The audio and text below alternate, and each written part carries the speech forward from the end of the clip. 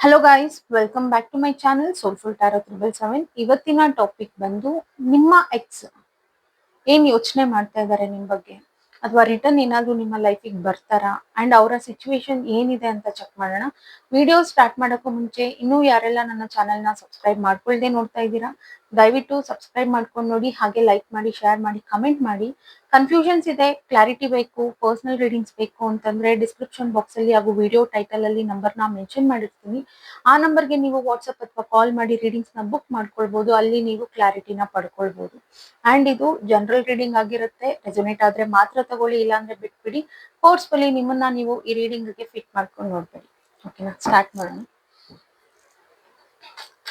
Universe ನನ್ಗೆ ಇಲ್ಲಿ clarity ಕೊಡಿ. ನನ್ನ ವ್ಯೂವರ್ಸ್ ಅವರ ಎಕ್ಸ್ ಅವರ ಸಿಚುವೇಶನ್ ಏನಿದೆ ಅಂಡ್ ಇವರ ಲೈಫಿಗೆ ರಿಟರ್ನ್ ಬರೋ ಚಾನ್ಸಸ್ ಏನಾದ್ರು ಇದೆಯಾ, ಫೀಲಿಂಗ್ಸ್ ಏನಿದೆ ಇವ್ರ ಬಗ್ಗೆ ಅಂತ ತಿಳಿಸಿ.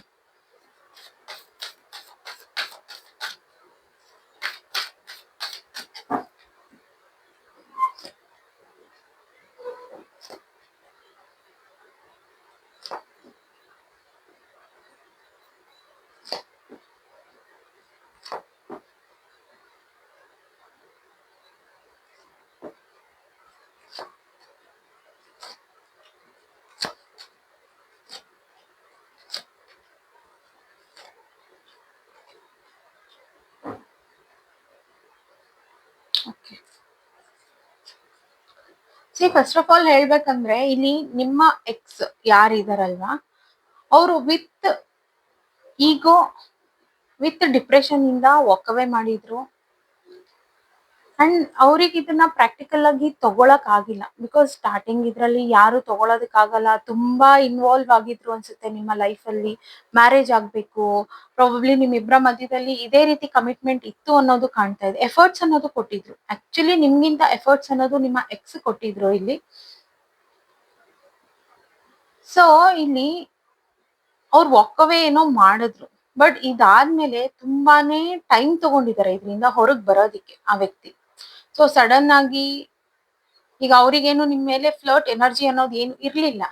ಸಡನ್ ಆಗಿ ಅವ್ರೇನು ತುಂಬಾ ಖುಷಿಯಾಗಿದ್ದಾರೆ, ಅಥವಾ ಸಡನ್ ಆಗಿ ಇದರಿಂದ ಹೊರಗ್ ಬಂದ್ಬಿಟ್ರು, ಅಥವಾ ಅವ್ರ ಜಾಬ್ ಕಡೆ, ಅವರ ಕೆರಿಯರ್ ಕಡೆ ಫೋಕಸ್ ಮಾಡೋದಕ್ಕಾಗ್ಲಿ ಏನೂ ಆಗಿಲ್ಲ ಅವ್ರ ಕೈಯಲ್ಲಿ.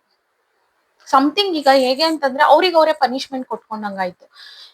ವಿತ್ ಈಗೋ, ವಿತ್ ಡಿಪ್ರೆಷನ್ ಈ ವ್ಯಕ್ತಿ ಒಂದು ಸೈಲೆಂಟ್ ಇಂದ ವಾಕ್ ಅವೇ ಮಾಡಿದ್ರು. ಸೊ ಇದಾದ್ಮೇಲೆ ಮೂವನ್ ಅನ್ನೋದಕ್ಕಿಂತ ಅವರ ಲೈಫ್ ಅಲ್ಲಿ ಅವರು ಮುಂದೆ ಹೋದ್ಮೇಲೆ ಅವ್ರಿಗೆ ಅನ್ಸಿದ್ ಏನಂದ್ರೆ, ಸಮಥಿಂಗ್ ನಾನೇನೋ ಇಲ್ಲಿ ಕರ್ಮ ಅನ್ನೋದನ್ನ ನಾನು ಫೇಸ್ ಮಾಡ್ತಾ ಇದ್ದೀನಿ.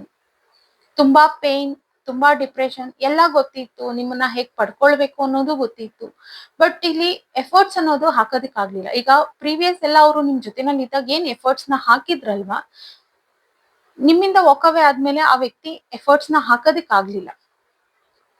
ಸಮಥಿಂಗ್ ಏನೋ ಅವ್ರಿಗೆ ಅಲ್ಲಿ ಫೀಲ್ ಆಗ್ತಾ ಇತ್ತು, ನಾನೇ ನಿಮಗೆ ಮೋಸ ಮಾಡ್ತಾ ಇದ್ದೀನಿ ಅನ್ನೋ ಒಂದು ಫೀಲ್, ಅನ್ನೋ ಒಂದು ಇನ್ಸೆಕ್ಯೂರ್, ಇವರಿಂದ ಇಲ್ಲಿ ನಿಮಗ್ ಮೋಸ ಆಗುತ್ತೆ ಅನ್ನೋ ಒಂದು ಅವೇರ್ನೆಸ್ ತಗೊಂಡು ಈ ವ್ಯಕ್ತಿ ವಾಕ್ ಅವೇ ಮಾಡಿದ್ದು.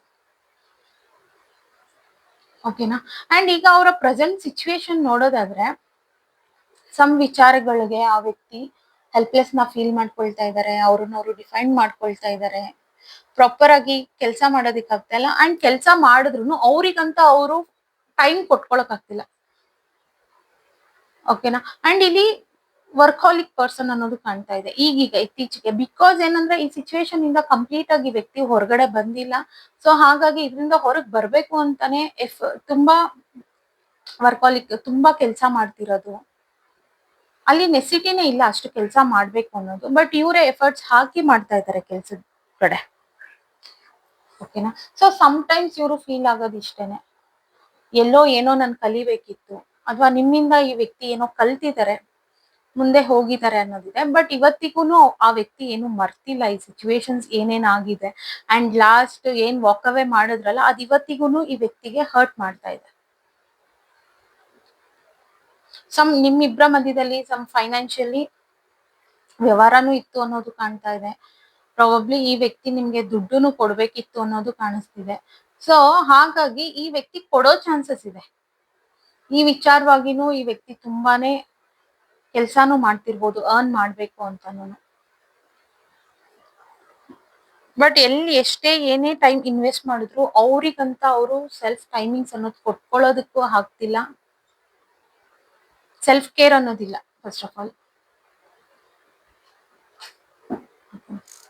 ಕ್ಲಾರಿಫೈ ಮಾಡೋಣ. ಯೂನಿವರ್ಸ್ ಪ್ಲೀಸ್ ಕ್ಲಾರಿಫೈ ಮಾಡಿ.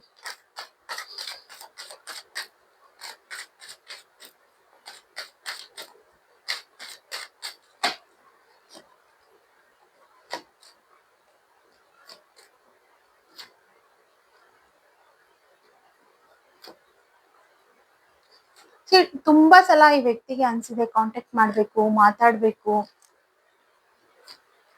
ಬಟ್ ನೀವ್ ಹೇಗ್ ಇದನ್ನ ರಿಸೀವ್ ಮಾಡ್ತೀರಾ ಅನ್ನೋದು ಗೊತ್ತಿಲ್ಲ ಈ ವ್ಯಕ್ತಿಗೆ. ಆಕ್ಚುಲಿ ತುಂಬಾ ಕಷ್ಟಪಟ್ಟು ಈ ವ್ಯಕ್ತಿ ನೋ ಕಾಂಟ್ಯಾಕ್ಟಿಗೆ ಹೋಗಿದ್ದಾರೆ.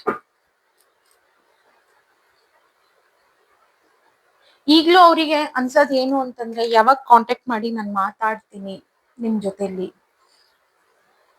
ಬಟ್ ಇಲ್ಲಿ ನೋಡೋದಾದ್ರೆ ಕಂಪ್ಲೀಟ್ ನೋ ಕಾಂಟ್ಯಾಕ್ಟ್ ಇದೆ, ಇಬ್ರ ಮಧ್ಯದಲ್ಲೂ ಕಂಪ್ಲೀಟ್ ಆಗಿ ನೋ ಕಾಂಟ್ಯಾಕ್ಟ್ ಇರೋದ್ರಿಂದ ಆ ವ್ಯಕ್ತಿ ಥಿಂಕ್ ಮಾಡ್ತಾ ಇದ್ದಾರೆ ಯಾವಾಗ ನಾನು ಕಾಂಟ್ಯಾಕ್ಟ್ ಮಾಡ್ಬೋದು. ಅಂಡ್ ಸಮಟೈಮ್ಸ್ ಈ ವ್ಯಕ್ತಿನೂ ಅಷ್ಟೇ ತುಂಬಾ ಸ್ಪಿರಿಚುವಲಿ ಕನೆಕ್ಟೆಡ್ ಇದ್ದಾರೆ ಅನ್ನೋದು ಕಾಣ್ತಾ ಇದೆ. ಅಂಡ್ ಈ ವ್ಯಕ್ತಿ ಬೇರೆ ಕಡೆ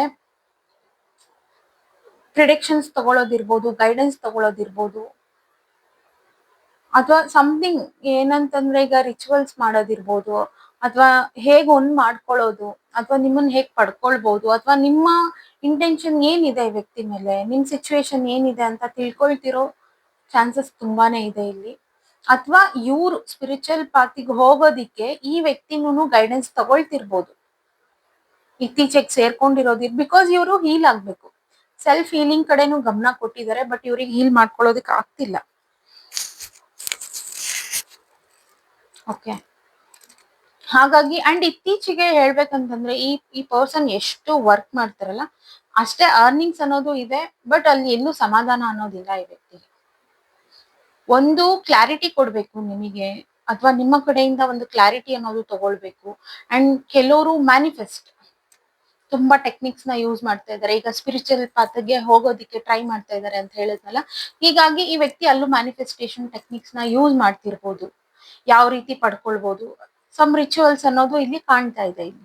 ಬಟ್ ಸ್ಟಿಲ್ ಏನು ಅಂತಂದ್ರೆ ನಿಮ್ಮ ಕಡೆಯಿಂದ ಬಟ್ ಎಲ್ಲೂ ಇಲ್ಲಿ ಸ್ಪೈಯಿಂಗ್ ಎನರ್ಜಿ ಅನ್ನೋದಿಲ್ಲ ನಿಮ್ ಬಗ್ಗೆ. ಅಂಡ್ ಇವರು ಎಷ್ಟೇ ಸ್ಪಿರಿಚುವಲ್ ಪಾತಲ್ಲಿ ಹೋದ್ರುನು ಸಮಥಿಂಗ್ ಒಂದು ಪಾಸಿಟಿವ್ ಕಡೆ ನೋಡ್ತಿಲ್ಲ ಈ ಪರ್ಸನ್. ಆ ಚೇಂಜಸ್ ಏನ್ ಆಗ್ತಿದೆ ಅನ್ನೋದು ನೋಡ್ತಿಲ್ಲ. ಇವ್ರು ಯಾವ ಪೇನ್ ಅಲ್ಲಿ ಇದ್ದಾರೆ ಅದೇ ಪೇನ್ನೇ ನಾನು ಹೀಲ್ ಮಾಡ್ಕೊಳ್ಬೇಕು ಅಂತ ಇವರು ಎಫರ್ಟ್ಸ್ ಆಗ್ತಾ ಇದ್ದಾರೆ. ಬಟ್ ಪ್ರಾಕ್ಟೀಸ್ ಅನ್ನೋದು ಸಾಕಾಗ್ತಿಲ್ಲ ಈ ವ್ಯಕ್ತಿಗೆ. ಫೋಕಸ್ ಇಲ್ಲ, ಮೇನ್ ಆಗಿ ಹೇಳ್ಬೇಕಂತಂದ್ರೆ ಫೋಕಸ್ ಇಲ್ಲ. ಈಗ ವರ್ಕ್ ಮಾಡ್ಬೇಕು, ಸಂಪಾದನೆ ಮಾಡ್ಬೇಕು, ಬಟ್ ಅದೇ ಸಂಪಾದನೆನಲ್ಲಿ ನನ್ನ ಸೆಲ್ಫಿಗೆ ನಾನು ಏನ್ ಮಾಡ್ಕೊಳ್ಬೇಕು ಅನ್ನೋದು ಅವ್ರಿಗೆ ಗೊತ್ತಾಗ್ತಾ ಇಲ್ಲ. ಹಾಗಾಗಿ ಈ ವ್ಯಕ್ತಿ ಹೀಲ್ ಆಗೋದಕ್ಕೆ ಕಷ್ಟಪಡ್ತಾ ಇದ್ದಾರೆ. ಯೂನಿವರ್ಸ್ ಕ್ಲಾರಿಫೈ ಮಾಡಿ. ಕಂಪ್ಲೀಟ್ ಯಾವುದು ಈ ವ್ಯಕ್ತಿ ಪ್ರಾಕ್ಟಿಕಲ್ ಆಗಿ ತಗೊಳ್ಳೋದಕ್ಕೆ ಆಗ್ತಿಲ್ಲ. ಬಿಕಾಸ್ ಡಿಸ್ಟರ್ಬ್ ಅನ್ನೋದು ತುಂಬಾನೇ ಇದೆ. ಒಂದು ಈ ವ್ಯಕ್ತಿ ಕಡೆಯಿಂದಾನೇ ಪ್ರಾಬ್ಲಮ್ಸ್ ಅನ್ನೋದು, ಆಬ್ಸ್ಟಿಕಲ್ಸ್ ಅನ್ನೋದು ಬಂದಿರಬಹುದು. ಸೊ ಹಾಗಾಗಿ ರಿಗ್ರೆಟ್ ಫೀಲ್ ಅನ್ನೋದು ಜಾಸ್ತಿ ಇದೆ ಇವರಿಗೆ.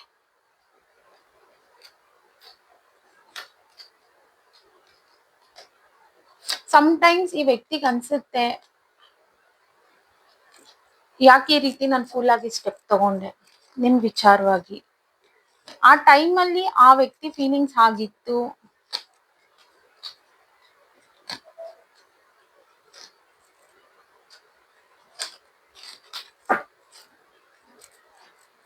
ಅಂಡ್ ಸ್ಟಾರ್ಟಿಂಗ್ ಇಂದಾನು ಈ ವ್ಯಕ್ತಿ ನಿಮ್ ಜೊತೆಲಿ ಇದ್ದಾಗಿಂದಾನು ಒಂಥರ ಏನೋ ಕೆಲಸ ಮಾಡಿದ್ರು ಅವ್ರನ್ನ ಅವರು ಒಂದು ತಪ್ಪು ಸ್ಥಾನದಲ್ಲೇ ನೋಡ್ಕೊಳ್ತಿದ್ರು ಅನ್ಸುತ್ತೆ. ಸೊ ಕಂಪ್ಲೀಟ್ ಈಗ ಮ್ಯಾನಿಫೆಸ್ಟ್ ಅನ್ನೋದು ಏನು, ನಾವು ಕೂತು ನಾವೇನೋ ವಿಜುಲೈಸ್ ಮಾಡ್ತೀವಿ ಅನ್ನೋದು ಮ್ಯಾನಿಫೆಸ್ಟ್ ಅಲ್ಲ. ನಾವು ಮಾರ್ನಿಂಗ್ ಇಂದ ನಾವು ಏನ್ ನಮ್ಮ ಮೈಂಡ್ ಅಲ್ಲಿ ಓಡ್ತಿರುತ್ತೆ, ಸಬ್ ಕಾನ್ಶಿಯಸ್ ಮೈಂಡ್ ನಾವ್ ಏನ್ ಕೊಡ್ತಿರ್ತೀವಲ್ಲ ಅದು ಮ್ಯಾನಿಫೆಸ್ಟ್ ಅನ್ನೋದು. ಬಟ್ ಎಲ್ಲೂ ಈ ವ್ಯಕ್ತಿಗೆ ಸೆಲ್ಫ್ ಲವ್ ಅನ್ನೋದಿಲ್ಲ. ಸೊ ಹಾಗಾಗಿ ಇವರ ಬಗ್ಗೆ ಇವರು ಪಾಸಿಟಿವ್ ಆಗಿ ಥಿಂಕ್ ಏನು ಮಾಡ್ದಿಲ್ದಿರ ಬರೀ ನೆಗೆಟಿವ್ ಥಿಂಕ್ ಮಾಡ್ಕೊಂಡು ಈ ವ್ಯಕ್ತಿ ಮಟ್ಟಕ್ಕೆ ತಂದ್ಕೊಂಡಿರೋದು. ಈಗ ಅವರ ಮೈಂಡ್ ಅಲ್ಲಿ ಇರೋದು ಇಷ್ಟೇ, ವರ್ಕ್ ಮಾಡ್ಬೇಕು, ಸಂಪಾದನೆ ಮಾಡ್ಬೇಕು. ಓಕೆನಾ? ಅಂಡ್ ಸಮ್ ಈ ಈ ವಿಚಾರದಿಂದನೇ ಇವರು ಏನಾದ್ರೂ ಒಂದು ಕಲಿಬೇಕು, ಹೀಲ್ ಆಗ್ಬೇಕು ಅಂತಾನೆ ಇವರು ಸ್ಪಿರಿಚುವಲ್ ಪಾತ್ ಕಡೆ ಹೋಗಿರೋದು. ಆಕ್ಚುಲ್ ಆಗಿ ಈ ವ್ಯಕ್ತಿಗೆ ಅದನ್ನ ಹೇಗೆ ಹ್ಯಾಂಡಲ್ ಮಾಡ್ಬೇಕು ಅನ್ನೋದು ಗೊತ್ತಾಗ್ತಾ ಇಲ್ಲ. ತುಂಬಾ ಕಂಟ್ರೋಲ್, ಆ ಪೇನ್ ಅನ್ನೋದನ್ನ ರಿಲೀಸ್ ಮಾಡ್ತಾ ಇಲ್ಲ, ಅಥವಾ ಓಪನ್ ಅಪ್ ಆಗಿ ಯಾರ ಹತ್ರನೂ ಮಾತಾಡ್ತಾ ಇಲ್ಲ. ಎಫರ್ಟ್ಸ್ ಅನ್ನೋದು ಹಾಕ್ತಾ ಇದಾರೆ ನಾನು ಹೀಲ್ ಆಗ್ಬೇಕು ಅಂತ, ಬಟ್ ಅಲ್ಲಿ ಎಲ್ಲೂ ಪ್ರಾಕ್ಟೀಸ್ ಅನ್ನೋದಿಲ್ಲ. ಓಕೆ, ಅಂಡ್ ಸಡನ್ ಈ ವ್ಯಕ್ತಿ ಪ್ರೋಗ್ರೆಸ್ ಅನ್ನೋದು ತೋರಿಸ್ತಾರೆ, ನಿಮ್ಮ ಲೈಫಿಗೆ ಬರ್ಬೇಕು ಅಂತಂದ್ರೆ ಕಂಪ್ಲೀಟ್ ಈ ವ್ಯಕ್ತಿ ಹೀಲ್ ಆಗಿ ಬರ್ಬೇಕು ಅನ್ನೋದಿದೆ. ಅಷ್ಟರಲ್ಲಿ ಅಟ್ಲೀಸ್ಟ್ ಒನ್ ಆರ್ 2 ಟೈಮ್ಸ್ ಈ ವ್ಯಕ್ತಿ ಕಾಲ್ ಮಾಡಿ ನಿಮ್ಮ ಹತ್ರ ಮಾತಾಡೋ ಚಾನ್ಸಸ್ ಇದೆ. ಸ್ಟಕ್ ಆಗಿದ್ದಾರೆ ಈ ಸಿಚುವೇಶನ್, ಈ ಫೀಲಿಂಗ್ಸ್ ಅಲ್ಲಿ ಕಂಪ್ಲೀಟ್ ಆಗಿ ಸ್ಟಕ್ ಆಗಿದ್ದಾರೆ. ನೀವ್ ಕೆಲವರು ತುಂಬಾ ಜನ ಮೂವ್ ಆನ್ ಆಗಿರ್ಬೋದು, ಇನ್ನ ಕೆಲವರು ನೀವೇನ್ ವೇಟ್ ಮಾಡ್ತಾ ಇಲ್ಲ, ನಿಮ್ಮ ಲೈಫಲ್ಲಿ ನೀವು ಬ್ಯುಸಿ ಇದ್ದೀರಾ. ಹಾಗಂತ ಈ ವ್ಯಕ್ತಿಗೆ ಇಲ್ಲಿ ಯಾರು ವೇಟ್ ಮಾಡ್ತಿರೋರಿಲ್ಲ. ನಾರ್ಮಲ್ ಆಗಿ ನಿಮ್ಮ ಎಕ್ಸ್ ಏನ್ ಸಿಚುವೇಶನ್ ಇದೆ ಅಂತಾನು ನೀವು ಈ ವಿಡಿಯೋವರೆಗೂ ಬಂದಿರ್ಬೋದು. ಗೈಡೆನ್ಸ್ ಮಾಡೋಣ. ಓವರ್ ಆಲ್ ಈ ರೀಡಿಂಗ್ ಮೇಲೆ ಗೈಡೆನ್ಸ್ ನ ಕೊಡಿ ಯೂನಿವರ್ಸ್.